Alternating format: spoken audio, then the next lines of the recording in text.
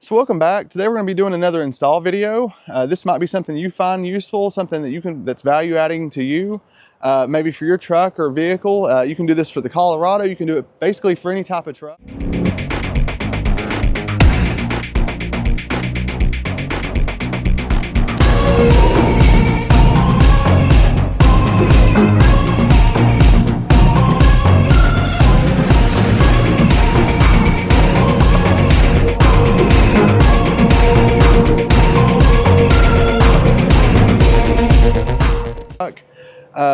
We're going to be doing an overlanding trip in the next day or so up in Northern Virginia up to some of the trails up there. It's fall this time of year. It's going to be gorgeous. Need some power in the back of the truck. For some accessories, you know, it's nice to have some camping things or some electricity for the camping aspect of make things a little bit easier anyways. The Trail Boss itself did not come with the outlet in the back of the truck. The ZR2, I think the Z71 did, but this truck specifically did not have that. There's some companies that actually make this aftermarket, and I did reach out to those companies to see if they would just provide it for the channel so I could review it. I'm going to be honest, I did not hear back yet, so that's okay. So I went on Amazon and I have the switch panel already installed on the truck, so I figured I could make this myself. I went ahead and got some, I think it's 12 gauge wire, a cigarette lighter adapter, or cigarette lighter, and I think, or of course I'm going to hook it up to a 20 amp fuse up front. And I got some wire loom. So we're gonna do step by step of how to install this. There is a spot I'm gonna show you right here in a second of where I'm gonna put this, how I'm gonna cut the hole out for it. On Amazon, there's a multitude of different options in terms of USB plugs, cigarette lighter plugs, multitude of different things you can actually purchase for your own truck or vehicle. And I'll link the description below if this is something that you find interesting or something that you'd like to do. I did forget zip ties. So I do have to make a run to the local auto parts store and get some zip ties so we can actually wire loom this up underneath the truck and make it look nice or not hang down anyways. So I'm gonna run to the auto parts store and we'll get right back to the install. But first I do want to show you where I'm gonna put this at. Let's head to that right quick. So if anything, the Colorado does have this nice little area that you can put this, the 12 volt plug in, and it is actually right behind this or right in this panel.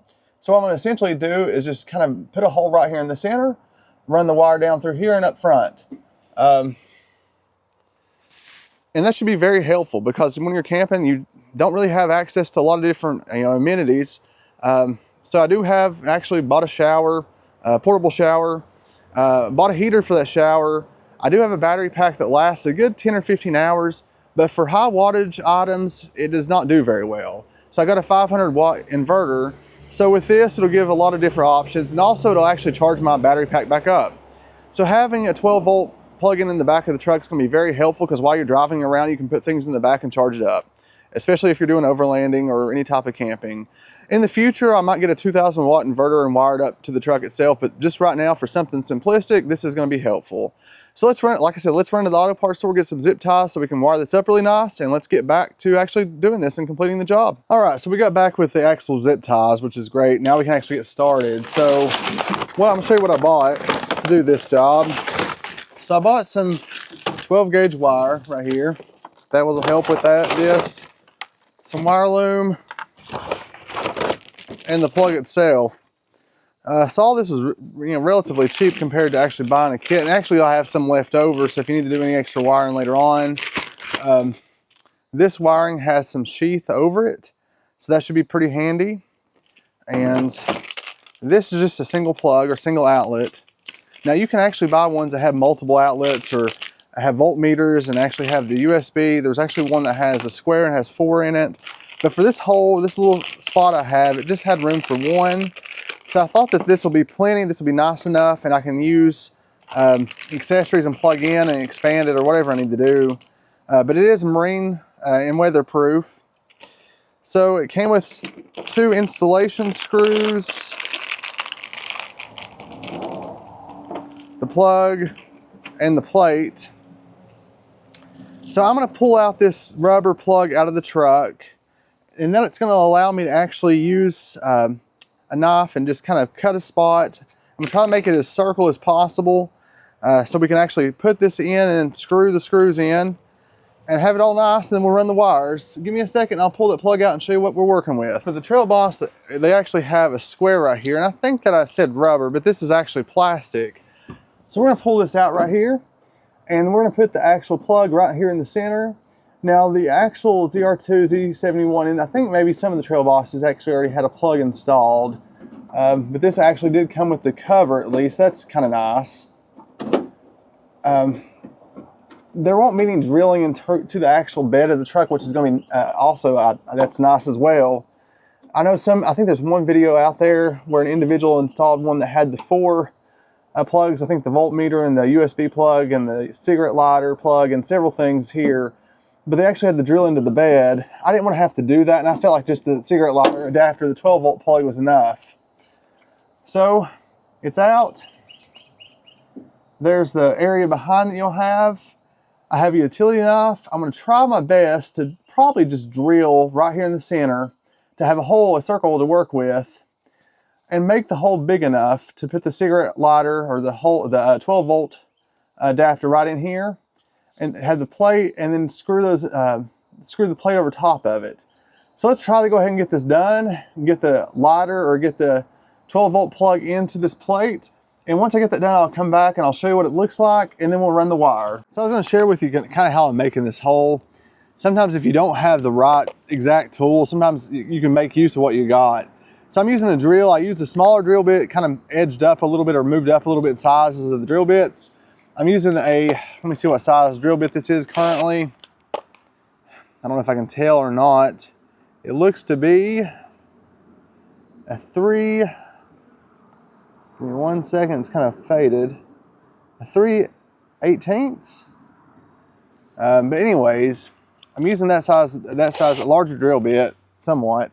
And I'm just kind of going around and holing this out as much as possible. I'm trying to make the hole as big as possible. I think it's going to be easier to do it this way than actually use a utility knife. It's actually going through pretty well, pretty easily. The holes are getting bigger as we speak, as you can see. It might take a little bit longer this way, but the hole will be much rounder versus being jagged. So let's kind of work a little bit more on this, and let's get back to the process. All right, so I hope this isn't too bright on the camera, but anyways, I finished that up. I got the hole drilled. I got the actual outlet in there, as you can see. So it's actually in there really nice. And this was the stock piece of plastic. That took a little bit longer than I would have liked, but anyways, it went in, got the screws in there, got it nice. It should be waterproof. So next, all I have to do is wire it up. It came with these wires right here, just kind of like a wiring harness. These right here are supposed to go to your, I hope that'll zoom in or focus. These right here are supposed to go to your battery. But again, we're going to take them to our switch panel through an extra set of a long wire. So we're going to snip these off like we have in previous videos. So let's go ahead and get this hooked up and get the wires actually heat wrapped and get it ran to the switch box and see if we can get this to work. I'll show you the route that I take. If you're doing this for your own truck, it might be a little bit different. If you're doing this for the Colorado, you can follow the similar path that I'm going to take. I'm going to actually run the wire first down through the bed. Make sure I can find it first. I'm actually going to wire up this extra wire to this harness first. Run it down because this is extra long, so I should actually be able to feel it hit the ground, and that'll give me an actual idea of the path that I need to take. I feel like I'm going to follow the frame. I feel like that's the best path to take, and we're running along the frame, following the already existing wiring harness up to the engine bay. So let's go ahead and get this wired up, get it get it shrink wrapped first, and then we'll get started from there.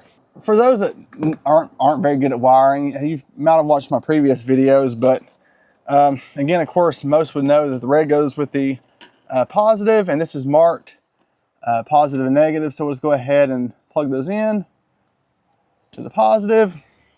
Black, of course, does go with negative. So we'll go ahead and wire or plug that in.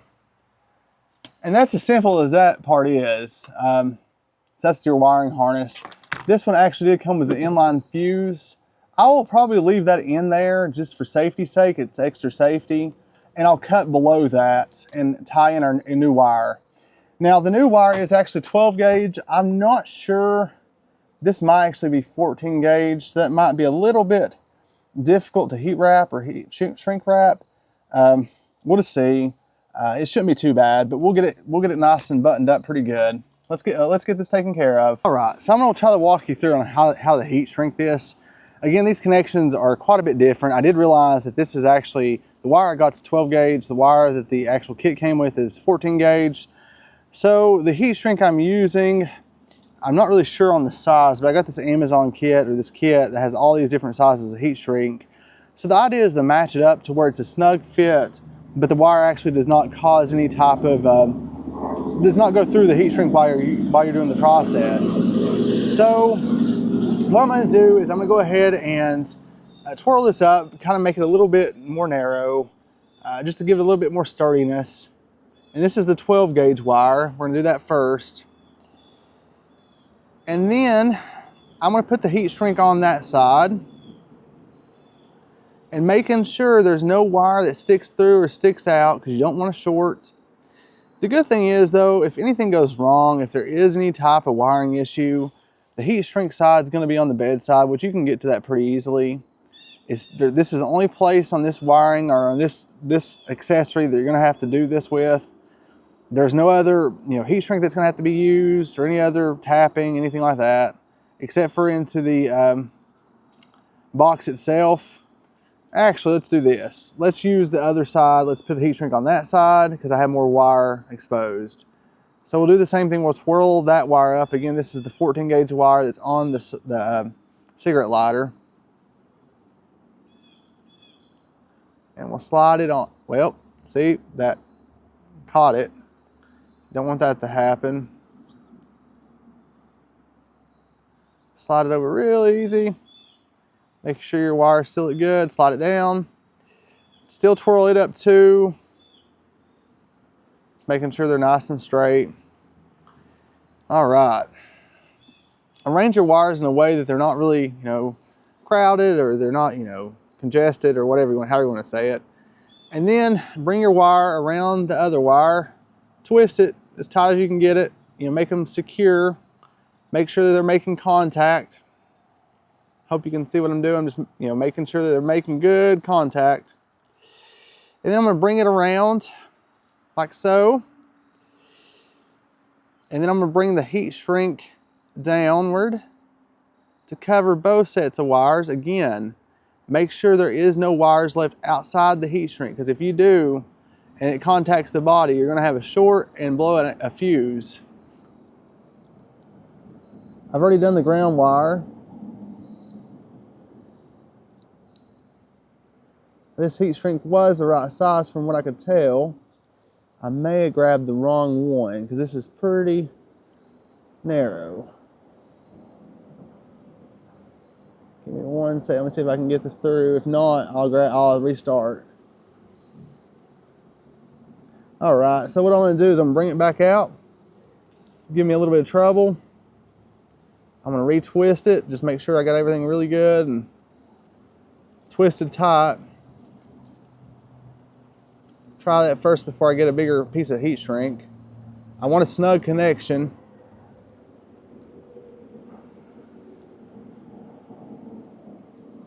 Okay, bring it back around. Try to get it as tight as possible. This 12 gauge wire is not easy to work with, I'll be honest with you.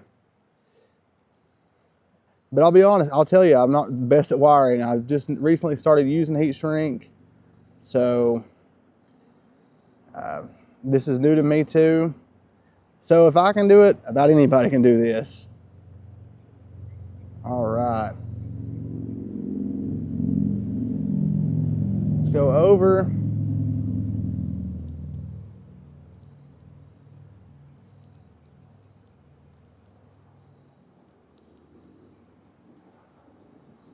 Well, hold on one second. Let me try to bring it over a little bit further here and bring this camera up. So I'm gonna have to get a little bit, see a little bit better. It's giving me a little bit of trouble. Let me pause it and see if I can get this through right quick, guys. I just decided to go up to a bigger piece of heat shrink. It wasn't going through, so let's try that. I'm sure this should work.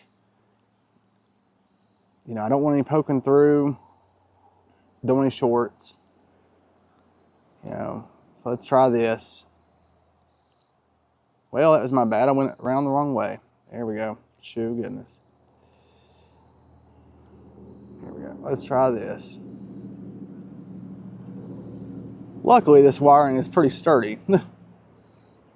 Okay, this should fit, and it should go over.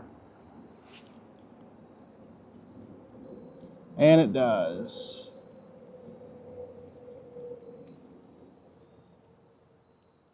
Make sure you cover both connections really well. Okay. Both connections covered. Make sure your connections are tight. Now, with them both covered like that, we shall take a lighter and light it, or heat it up. That's, you know, the heat shrink part.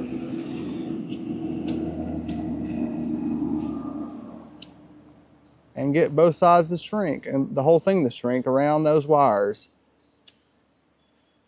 So it makes them tight. I hope the shrink's small enough to make the connections good.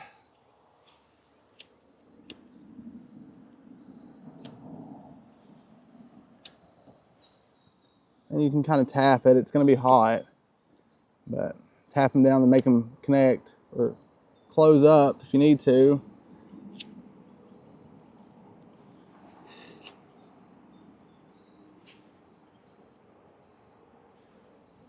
Okay.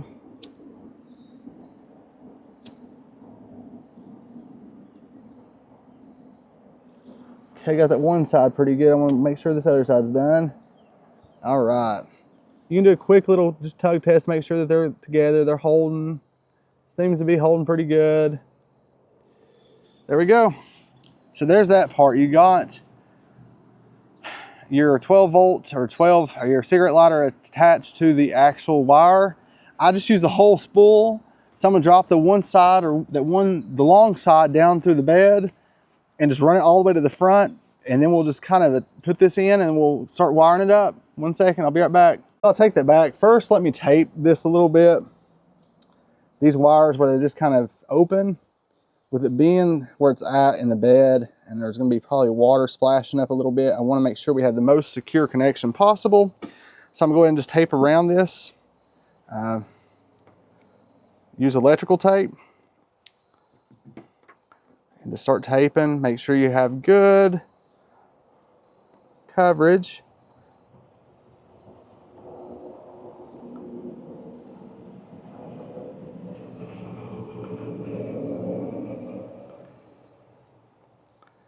I'm gonna go up pretty far. I'm probably gonna go all the way to the socket.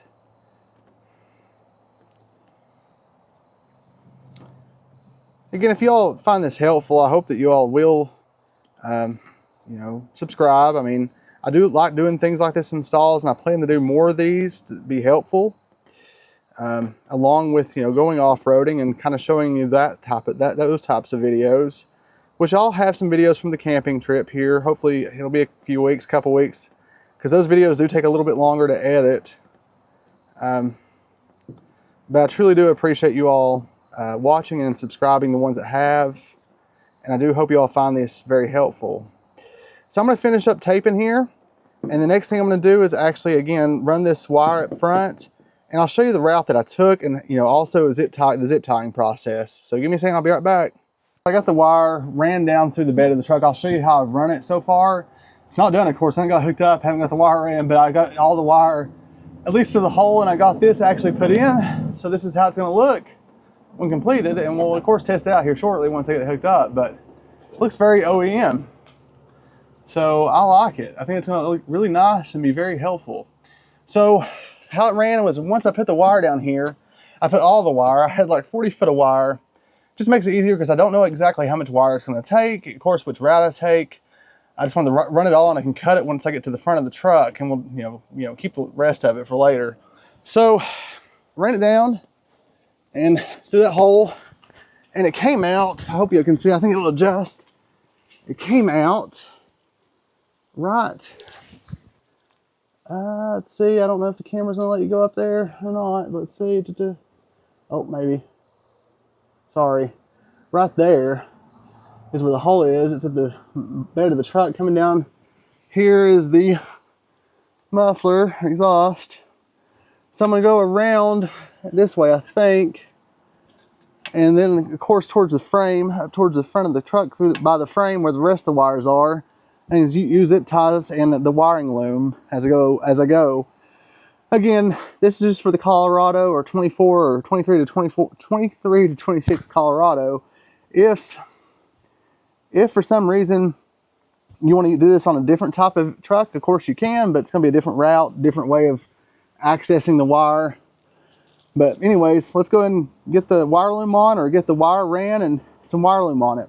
So I've gotten everything wired, except for the point of hooking this up to the switch panel. I'll show you the route I took for the wiring. That was probably the hardest part, actually figuring out what way to actually go underneath the truck.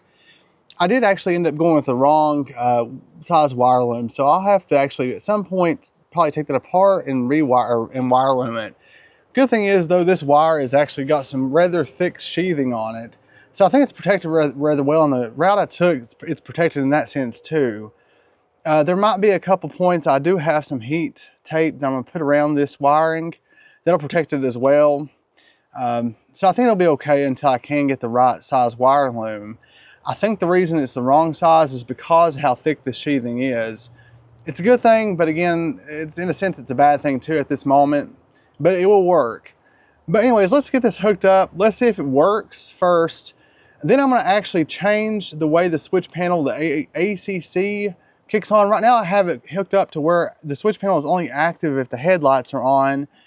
I'm going to have it to where the switch panel is active if the truck's battery is on whatsoever. It's wired in like I said to the headlights, or the active switch is. So I'm going to put it, I think, to the wipers is the fuse I'm going to switch it over to. So we're going to see if that works. Let's try this out. Let's get it hooked up. Let's see how it works. So I finished the wiring. Ideally, this did not work out the best. I actually had to wire in some 20 gauge wire into a 20 amp fuse. It's got a fuse in line, so I think it'll be protected. I'll keep an eye out on it. I'll figure out a way to wire this in better later on. This switch panel, I'll have to read about it. I'm sure there's ways to do it, because these are very small, and you know, it has up to a 30 amp fuse. Anything you're running at 30 amp, that would be, I think, about around a 10 gauge wire, but these terminals don't accept a 10 gauge wire. So I'm sure there's a way to actually do this a little bit better. I still have it actually hooked up to the lights. I did test it just to see if it would work. As you can see, this little red light's on for this one switch. So that means it's active.